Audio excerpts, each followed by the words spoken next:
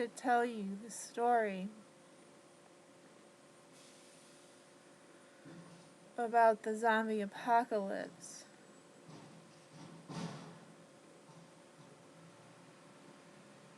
So,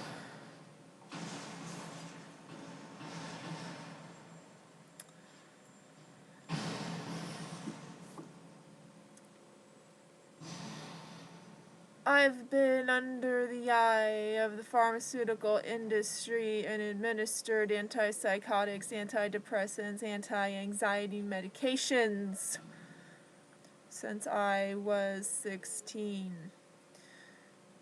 And while under watchful eyes, I had no choice but to take those things. And as soon as I was not under such watchful eyes, I went off of them cold turkey. And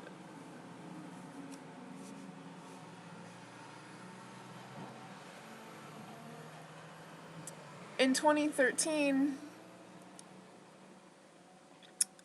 I found myself institutionalized at the first asylum in my state, in the oldest mental asylum in the entire state, the original.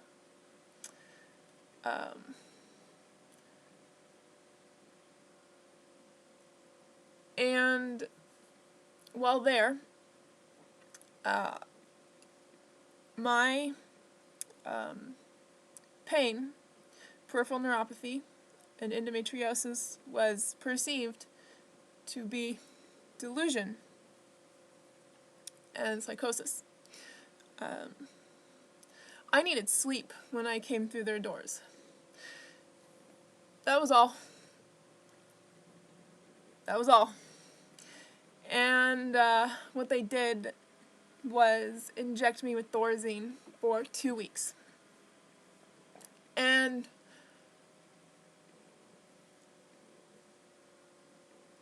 when they first did it, something happened with me, to me, for me.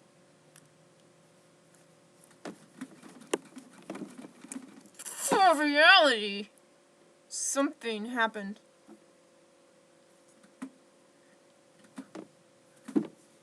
And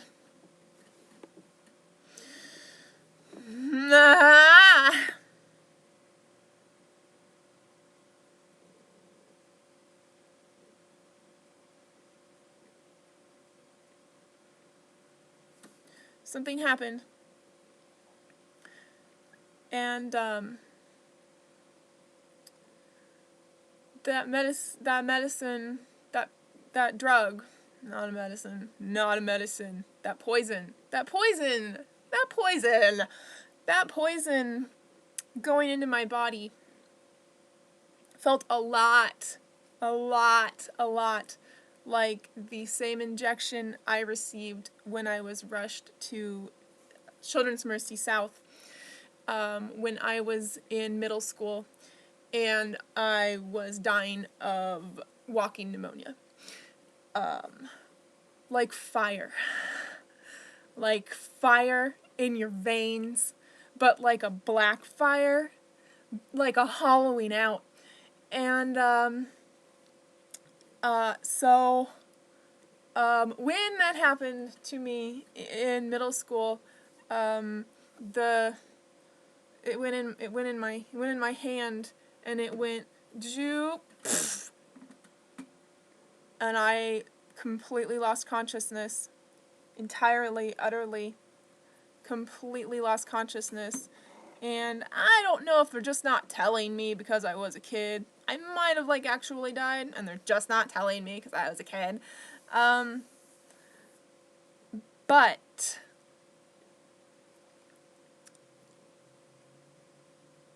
I came to, and they were like, we now know that you are allergic to Augmentin. and I heard the word Augmentin, and that's what they had put in me, and I immediately thought augmented reality. And I was like, okay, and I never forgot that I was allergic to Augmentin. And I wore Augmentin, which is funny because sometimes in the mental institution when I'm not speaking, people try to figure out what my name is based on like what they can look at, and sometimes they think that it's Augmentin because my name is Mindy, and they maybe heard someone say Mindy, but they didn't quite catch it, and then they saw the band. It's an aside, it doesn't matter, we're not talking about the other times. We're not talking about the other places you met, we were talking about this one time that I was in the asylum, and after they took me off of the big metal chair with no wheels, they injected me with Thorazine, and that Thorazine was injected down low. It was injected in the leg that hurts. It was injected in my nerve-damaged leg. It was injected in the spot in my body where there previously was established diagnosis of incredibly severe nerve damage already. Okay? Okay. So a lot like that Augmentin back in middle school, that Thorazine burned through me. And when it reached its conclusion, I dropped. But I wasn't gone from the body. I had just lost control of it. I was still in there. I still experienced it. But I didn't have control of what I was doing anymore. So I dropped. I hit the floor. Other patients came over. One of my dogs came over. It was a 3-dog night. There were 3 people who enabled me to survive and escape the mental institution, the state asylum. 3-dog night. 3 people. And this one came over, and he sat by me, and he sat vigil by me, just concerned. I think we had spoken briefly while he was very out of it and not really like in his right mind. We'd come in at roughly the same time, and he was concerned that none of the staff seemed to care at all, and they were like just absent. I mean, staff in the asylum is like, you're just in a room, and staff is behind the walls and the glass and the doors that come out of the walls, and you didn't even know those were doors! And, so, he sat by me, and I came to and told him my name, and he was in utter disbelief because he was his best dog, his dog who sat by him, his dog who sat by him that he loved more than anything in this life, and like he sat by me now, his dog was Mindy, and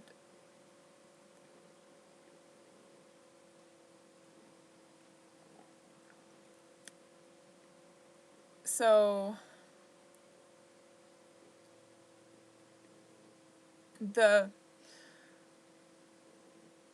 I don't remember if I was in control through that or not. I don't remember what order things happen in, in these states very well. It's confusing because one minute I'm just answering a question that's asked of me, and the next minute there's a guy in a wheelchair, and he wants... No. What did Nate want? What did Nate want?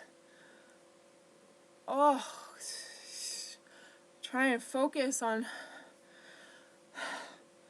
that is hard, which is weird. This is all very weird, what we're doing right now.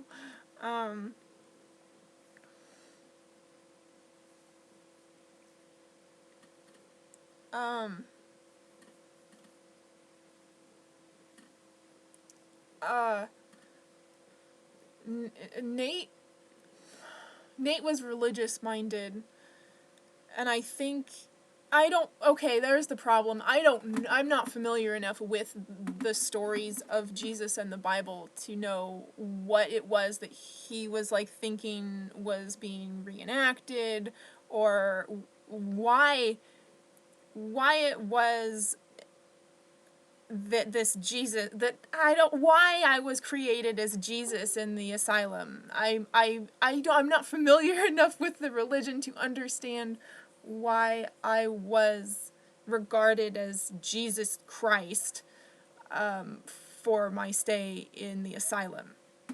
But there's something with feet washing and hair, and I don't know.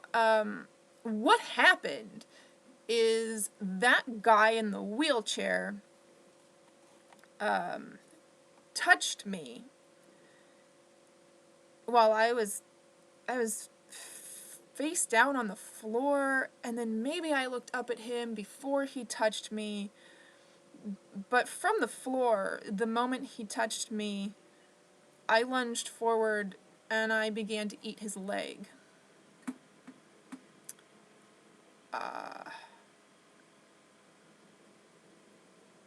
I ate part of a man's leg.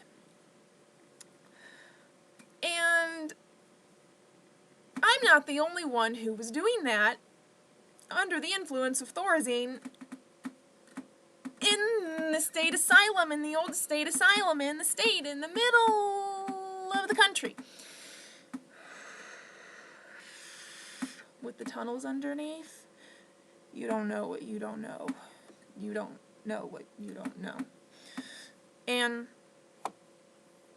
I witnessed a girl, corpulent girl, sitting by herself when everyone else was away from the common area, and there was a weird sound coming from her. She was faced away from me, and I wasn't really trying, I didn't want to talk to her. There was puzzles, and I was trying to get to puzzles and books just to look like I was doing something, just to look like I was capable of doing something, so that they'd leave me alone.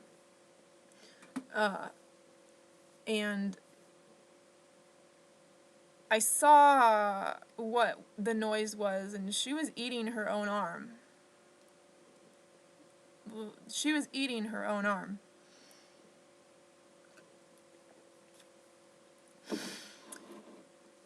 And there's this other time, someone else who got a Thorazine injection.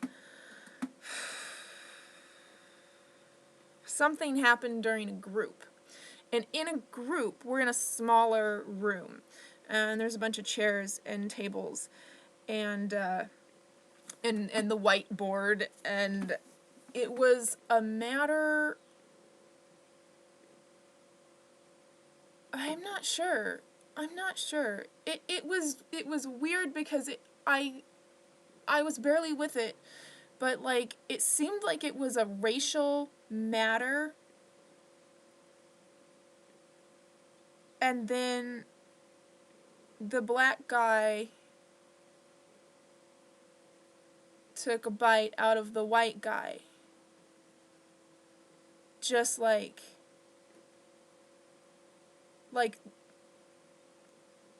consistently the people who had been administered Thorazine via injection when they had acted out or been problematic when they first got in,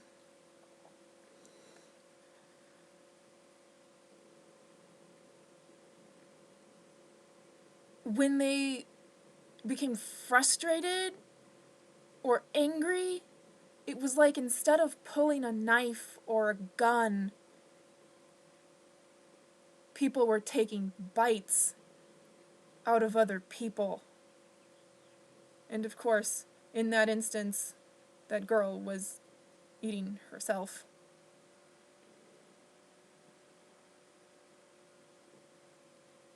And when that happened in the room, the staff fled. The staff fled and they locked the door. And the room was in upheaval. And people were biting one another. And someone who I had shared a very intimate detail of my life because she was going through grief of a loss, and I was going through grief of a loss, and we connected upon this one point, and she saw me and I saw her. She wasn't on heavy meds.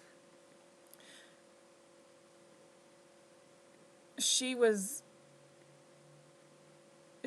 really with it, and she saw that I was not with it.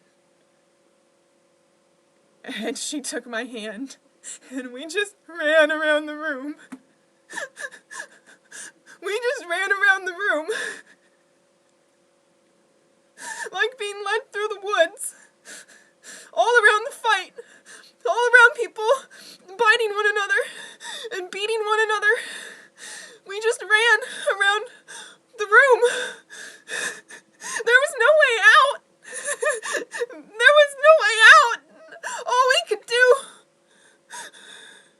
was duck and jump over tables and chairs and just run, not in circles, but just to wherever safety was for that split second. And we survived the room. And I didn't get hurt because someone took my hand. And once someone took my hand, it's like I was them. It's like I was leading myself. It was like the ability that I've always had to just flip a switch and perform like you would not believe. It was like I was leading myself.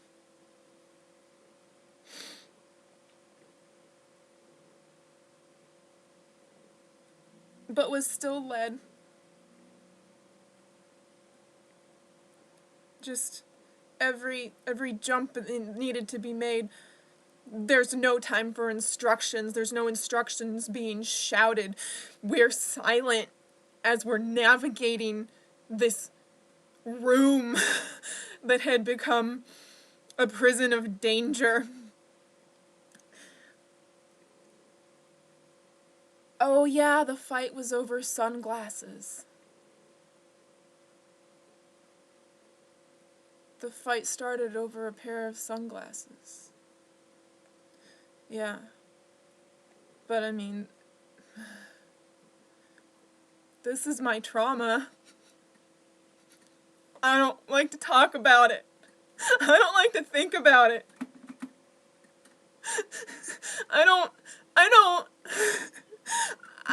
It's maddening to go, oh, I witnessed the zombie apocalypse. I know how that happens. And I know how we can avoid that. We have to end Big Pharma.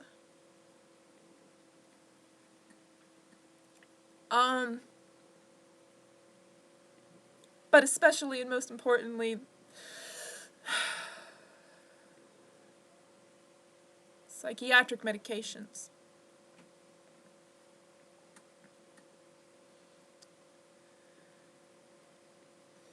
The people who were controlled by the Thorazine, the people who didn't react, the people who didn't start eating other people from the Thorazine injection, they became zombie-like in the way that you want a zombie to be. Slow, shuffling, walking into walls, drooling, mumbling, eyes. Are their eyes even open? I have been real close to the Thorazine zombies.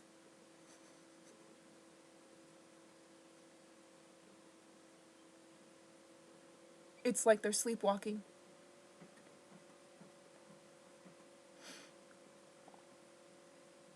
And when that stage of it wears off, and later in the day, you talk to them, they don't know anything that happened while they were zombies shuffling around. And I've been that zombie shuffling around, and I didn't know anything that had happened, except like a little bit I do, because I'm super conscious. My consciousness just, it doesn't want to go. It'll back away from the controls, it'll let something else come in, but I watch from a distance.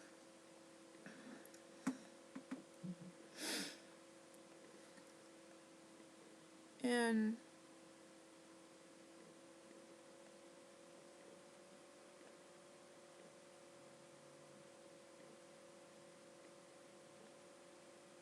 it's really scary that I went into this hospital not even eating meat. I was vegan. I was strict about it. And I ate a portion of a man's leg. A living man. A gross, fat man who tasted very badly. He had a very bad diet. He was not tasty. Raw, uncooked, living flesh. That was my introduction. That was my introduction to this group of people, these 20-something, 20-odd individuals in the asylum at the same time I was in the asylum. I ate a man's leg. And that man became my loyal guard.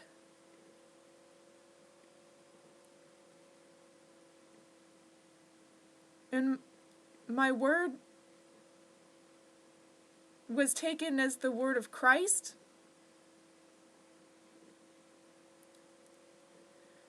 In my past, when I was institutionalized the very first time in charter, if you don't get help here, please get help somewhere. But charter, when it was going down, and they didn't even have separate adult and adolescent units. In charter, they called me Madonna, and they had a reverence for me, and I had followers, and allies. But this was different. This asylum experience was different. And it's just confusing that people would think I'm Jesus Christ new and lady now. After watching me eat a guy's leg. And the guy whose leg I ate,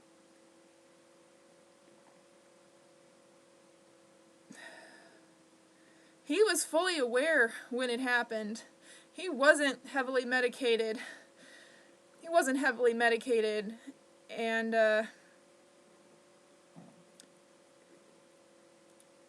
And he said he saw, and he felt, he experienced, and others, they said they saw the same. That when I took his flesh and ate his flesh,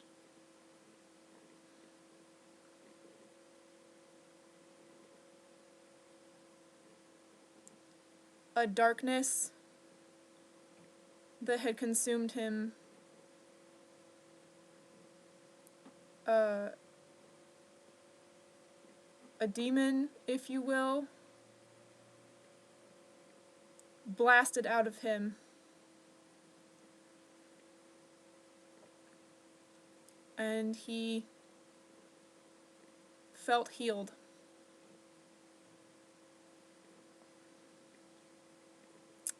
He experienced healing.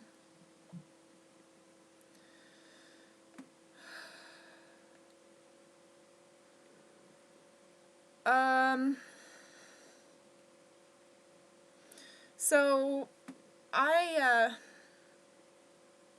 remember when I first heard about religion and Christianity and Jesus, and I remember the first thought I had about that was, oh shit, I'm Jesus. Fuck me, I'm fucking Jesus, except I'm the Antichrist. Ugh. And I wasn't frightened by that fact. I was just annoyed by it. And it didn't mean anything to me, really. I mean, it's a small, my view of reality was that the affairs of man are small, just small, and it didn't matter. I wasn't religious. I didn't care about it.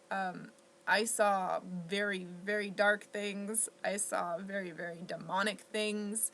I sat by the side of great dark leaders in other realms, other planes, and I said, yes, I'm good. I'm good, and I'm small.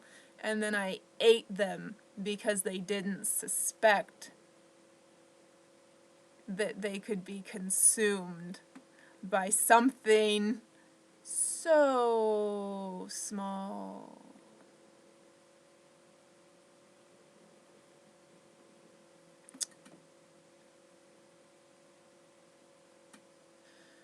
And so that's a little explanation of why I was like, oh shit, I'm Jesus, except I'm the Antichrist. As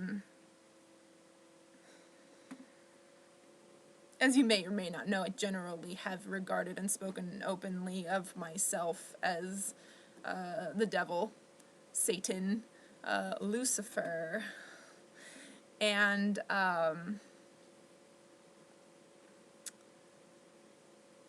that is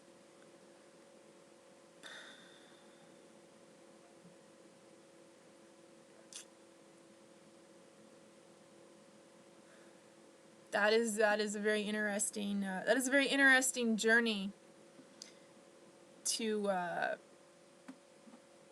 to have that awareness and to own such an identity as creator of the known universe, and the one who brought all the suffering, and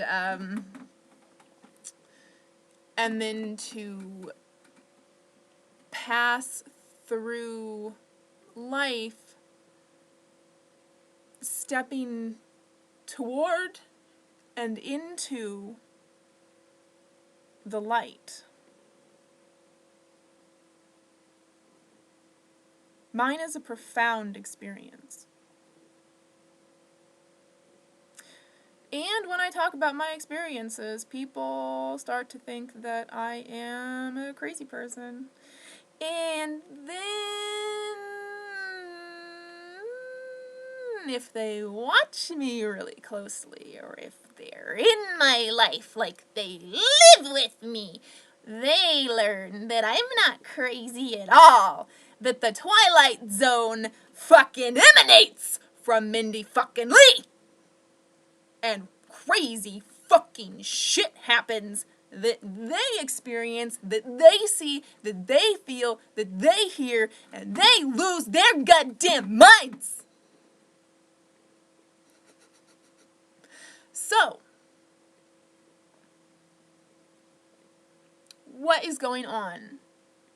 Well, I am the creator of my reality. I have always been the creator of my reality. I've always known I'm the creator of my reality. And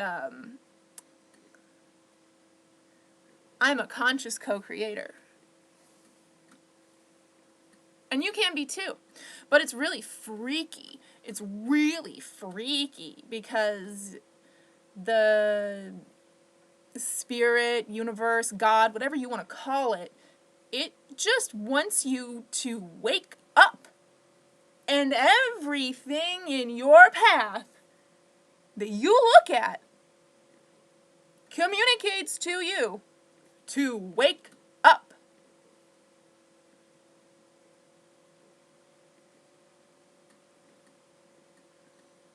Some of us interpret the wake-up call as the kill yourself, kill yourself, kill yourself, kill yourself call. And this life is as substantial and insubstantial and brief and eternal as the dreams that you have when you're sleeping. And it is a dream, and death is a transition to another dream. There's no really death, there's just transition. And people want to wake up. They want to stop the nightmare that their life has become. If they're fearful of their gift, if they're fearful of their ability to perceive reality for what it is,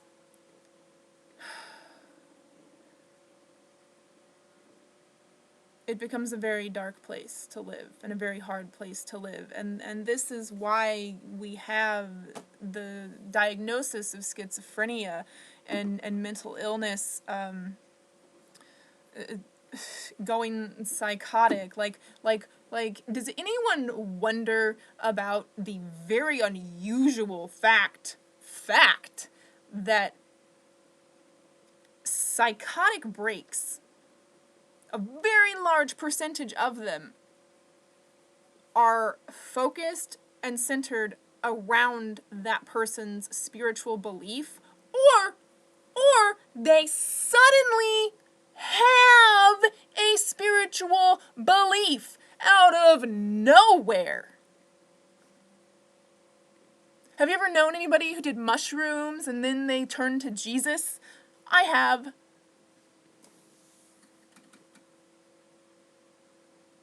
Also, people do mushrooms and shave all their hair off.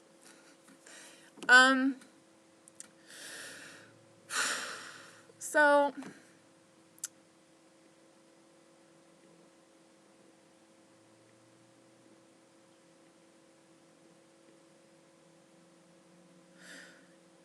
you may think I'm crazy, but I'm not the only one. Nope, I'm losing it. I'm losing it. When I lose it, I lose the ability to communicate verbally except in lyrics of songs that I know. When I can only communicate my thoughts, feelings, emotions, ideas in lyrics of songs that I know, you hear a steady stream of dark, sad, I mean, weird Nirvana, Dead Kennedys, System of a Down, Electric Light Orchestra, Meatloaf, Garth Brooks, Miley Cyrus,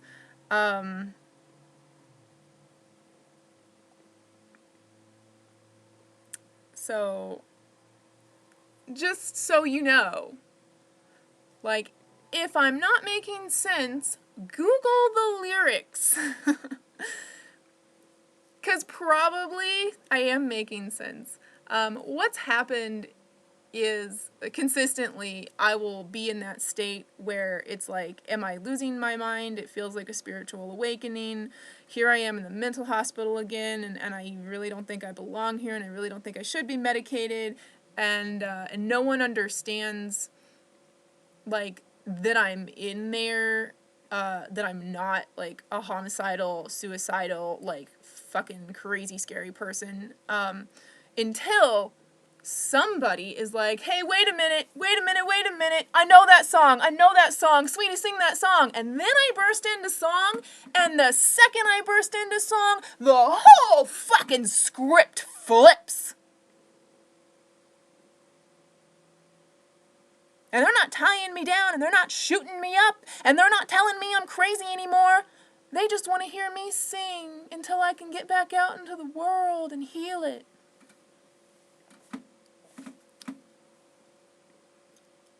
That's I feel like I've done it.